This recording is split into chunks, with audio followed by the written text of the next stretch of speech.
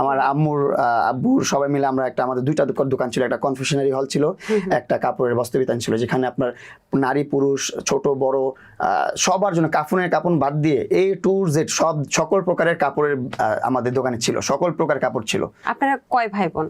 আমরা 2 ভাই 1 বোন। আমার 2 ভাই বোন বাকসবন প্রতিবন্ধী, এখন একটা ভাবি আছে, আমার ভাইয়া বিয়ে করছে, উনিও বাকসবন প্রতিবন্ধী। টানাপোড়েনটা কোথায় সংসারের ছিল?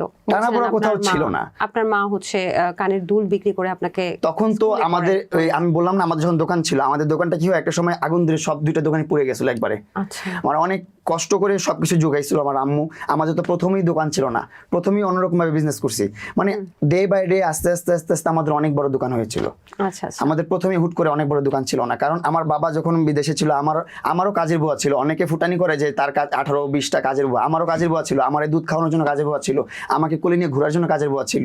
আমাদেরও অবস্থা ভালো ছিল, আমার ফ্যামিলি ব্যাকগ্রাউন্ডের আমার গোষ্ঠীর সবার অবস্থাই ভালো। আমরা মাল বংশের মানুষ, আমরা ফকিনি বংশের মানুষ না। যাই হোক, আমার করে লায়লা আপনাকে কুকুর তারপর তার পেটস এগুলা দেখাইলো। দেখানোর পরে আমি আম্মুকেও দেখাইতেছি, দেখো আম্মু এই যে কথাবার্তা বলাইলাম।